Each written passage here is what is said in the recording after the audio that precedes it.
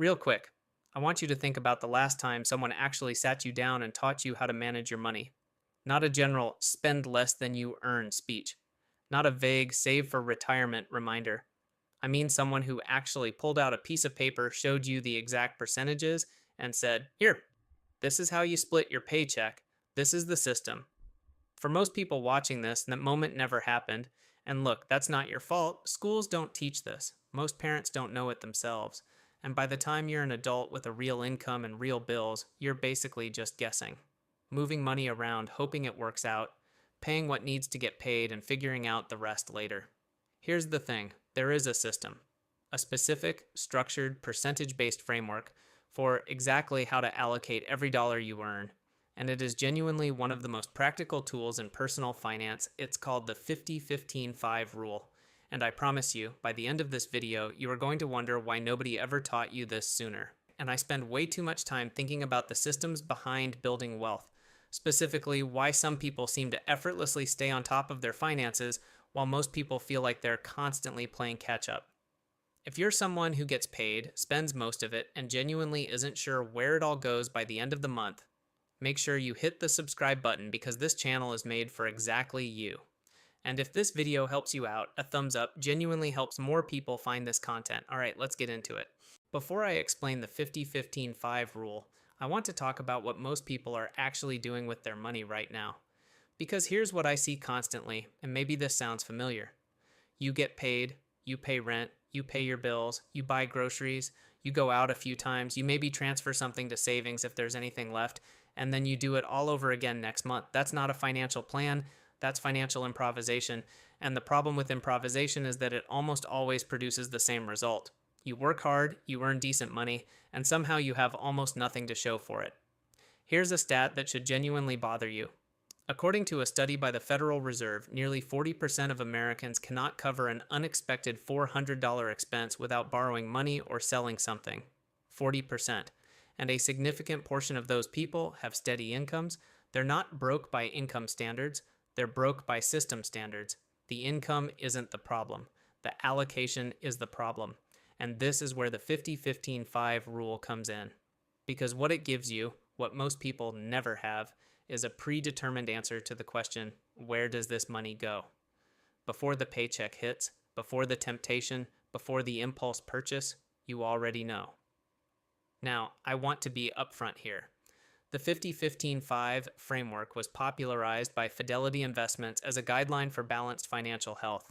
It's not a rigid law, but it is one of the clearest, most actionable allocation frameworks I've come across, and I think it beats the classic 50-30-20 rule for a very specific reason that I'll explain in a minute. Let's break it down. The first number, 50. This means 50% of your take-home pay, your after-tax income, goes toward essential expenses, the non-negotiables, the things that keep your life functioning. We're talking rent or mortgage, utilities, groceries, transportation, car payment, insurance, gas, or public transit, basic phone plan, health insurance if it's not taken out of your paycheck automatically. These are the things that if you don't pay them, your life starts falling apart. Now, here's where most people get into trouble. They treat way too many things as essential. They put their streaming subscriptions in the essential category, their gym membership, dining out 3 times a week, a car that costs $600 a month, when a $300 a month car would get them to work just as reliably. Here's the thing. The 50% bucket is a discipline test. Because in high cost of living cities especially, it is genuinely easy to let your essentials eat 70, 75, even 80% of your take-home income. And the moment that happens, there's simply nothing left for the next 2 buckets. And that's when the whole financial system breaks down. So the first question, the 50/15/5 rule forces you to answer, is uncomfortable but necessary. Are these actually essential? Or have I just decided they feel essential? Now you might be thinking, I live in New York, or San Francisco, or Miami. My rent alone is more than 50% of my take-home. And look, that's a real challenge, and I'm going to address that at the end of this video, but first, let's finish understanding the full framework. Okay, the second number, 15. 15% of your gross income, your pre-tax income this time, goes toward retirement savings. And I need you to pay attention here because this is where the 50/15/5 rule is genuinely different from most budgeting frameworks. Most budgets treat retirement savings as an afterthought, something you do with whatever's left over. And because there's usually not much left over, you save almost nothing. The 50/15/5 rule flips that entirely. It says retirement savings is not optional, it is not flexible. It comes out first, like a bill you cannot skip. Now, 15% of gross income. Let's make that real. If you earn $60,000 a year, that's $9,000 a year toward retirement, or $750 a month. If your employer offers a 401k match, and this is important, the match counts toward your 15%. So if your employer matches 5%, you shall only need to contribute 10% yourself to hit the target. That's the system working in your favor. If you don't have a 401k, open a Roth IRA. Fidelity, Vanguard, Charles Schwab. No minimums, no account fees, takes about 15 minutes. Contribute up to the annual limit, invest in a low-cost index fund, and leave it alone. Here's what most people don't realize about this 15%. It is not money you're losing, it is money you're moving from your present self to your future self. And your future self is going to live on that money for potentially 20 or 30 years. They deserve to be funded properly. The math on consistent 15% contributions over a career is genuinely staggering. Someone earning $60,000 a year who consistently puts 15% into a retirement account starting at 25, assuming a 7% average annual return, retires at 65 with approximately $1.8 million. The same person who contributes 5%, which is what most Americans actually do, retires with around $600,000. Same income, same job, 30-year difference in wealth, entirely because of 1 percentage point decision made in their 20s. The third number, 5.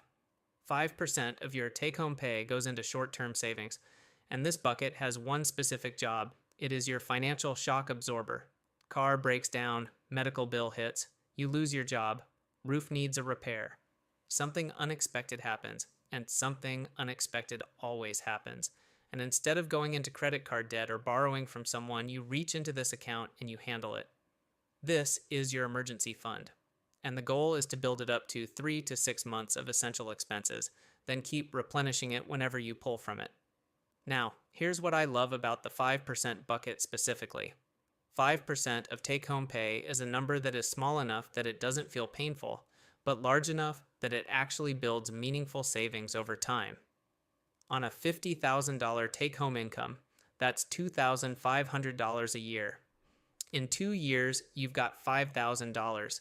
In 4 years, you've got a fully funded 6-month emergency fund for someone with modest expenses. And once that fund is built, that 5% can shift toward other short-term goals, a house down payment, a car replacement fund, a sabbatical you've been dreaming about. This is where it gets really interesting. Because once you stop carrying financial anxiety about unexpected expenses, something psychological shifts. You stop making fear-based financial decisions. You don't stay in a job you hate because you're scared of what happens if something goes wrong. You negotiate better because you have a cushion. You invest more confidently because a market dip doesn't threaten your daily survival. The 5% bucket isn't just about money. It's about the freedom that comes from knowing you can handle whatever shows up. Okay, so we've got 50% to essentials, 15% to retirement, that's off gross income, and 5% to short-term savings off take-home. Now, here's the question I always get at this point. That doesn't add up to 100%. What happens with the rest? And this is where the 50/15/5 rule is honestly smarter than most budgeting systems because it doesn't try to control everything. The remainder, which depending on your tax rate and income level is roughly 30% of take-home, is yours. Guilt-free. Spend it on whatever matters to you: dining out, travel, clothes, hobbies, experiences, entertainment, whatever brings value to your life. No tracking every coffee. No spreadsheet with 47 categories. Just once the 3 buckets are funded, the rest is yours to enjoy. And that's actually the psychological genius of this framework. Most budgets fail because they feel like punishment. Every purchase becomes a moral judgment. Did I spend too much? Should I have done that? The 50/15/5 rule removes that guilt entirely. Because once the important boxes are checked, spending on enjoyment is literally built into the system. You're not being irresponsible when you book that trip or go to that concert. You've already paid your future self. You've already protected yourself from emergencies. You've already kept your essentials covered. The spending is earned. Now, I want to address the two biggest objections I know are coming. Objection 1. I live in an expensive city. My rent alone is more than 50% of my income. Look, I hear you. And this is genuinely real. If you're paying $2,500 a month in rent on a $55,000 take-home salary, the math doesn't work at 50%. But here's the thing. The 50/15/5 rule doesn't say your life is broken if you can't hit 50% on essentials. It says that if your essentials are consistently above 50%, that's the signal. That's the alarm telling you something needs to change. Either income needs to go up through negotiation, a job switch, a skill upgrade, or costs need to come down. A roommate, a different neighborhood, a lifestyle recalibration. The framework doesn't judge you. It diagnoses you. And what you do with the diagnosis is up to you. Objection 2. I have debt. Should I be saving 15% for retirement when I've got $20,000 in credit card debt? Great question. And the honest answer is it depends on the interest rate. If you have high interest debt, anything above 7 or 8%, pay that down aggressively first. The guaranteed return of eliminating a 20% interest rate beats any investment return you could realistically expect. But, and this is important, at minimum, contribute enough to your 401k to capture your full employer match. That's a guaranteed 50 or 100% return on your contribution. Never leave that on the table. Once the high interest debt is gone, implement the full 50/15/5 framework immediately. Okay, here's exactly how you implement this starting today. Step 1. Calculate your numbers. Take your monthly take-home pay after taxes, after any automatic deductions. Multiply it by 0.50 to get your essential ceiling. Multiply it by 0.05 to get your monthly short-term savings target. Then take your gross monthly income and multiply by 0.15 to get your retirement savings target. Write these three numbers down. These are your targets. Step 2. Audit your essentials. Go through last month's bank statement. Categorize every expense as either essential or non-essential. Add up the essentials. If they're above 50% of take-home, you now know exactly where the problem is. You can't fix what you can't see. Step 3. Automate the 15% and the 5%, the single most important move you can make. Set up automatic contributions to your 401k or Roth IRA the day after your paycheck hits. Set up an automatic transfer to a high-yield savings account for your 5%. These happen before you can spend the money. The decision is made once, and then it's done forever. High-yield savings accounts right now are offering rates significantly better than traditional bank savings accounts.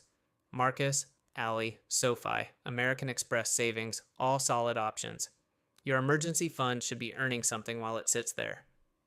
Step 4. Spend the rest without guilt. Seriously. Once those 3 buckets are funded, stop tracking.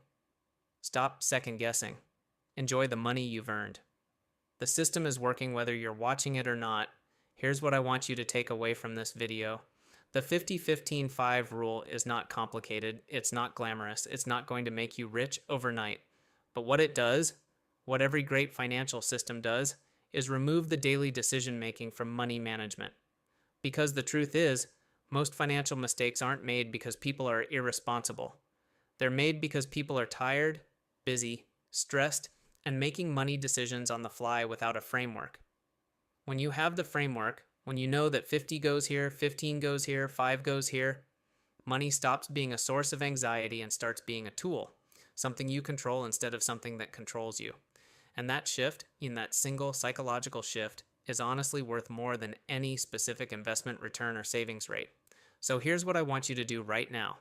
Pull up your last month's bank statement, run the numbers, see where you actually stand against the 50/15/5 framework. Not to judge yourself, just to know. Because knowing is where every good financial decision starts. If this video helped you see your money differently, give it a thumbs up. It takes 1 second, and it genuinely helps this channel reach more people who need to hear this. Subscribe if you're not already, and we break down frameworks like this every single week. And drop a comment. Which of the three buckets is hardest for you right now? The 50, the 15, or the 5? I read every single comment and I want to know where people are actually struggling. I'll see you in the next one.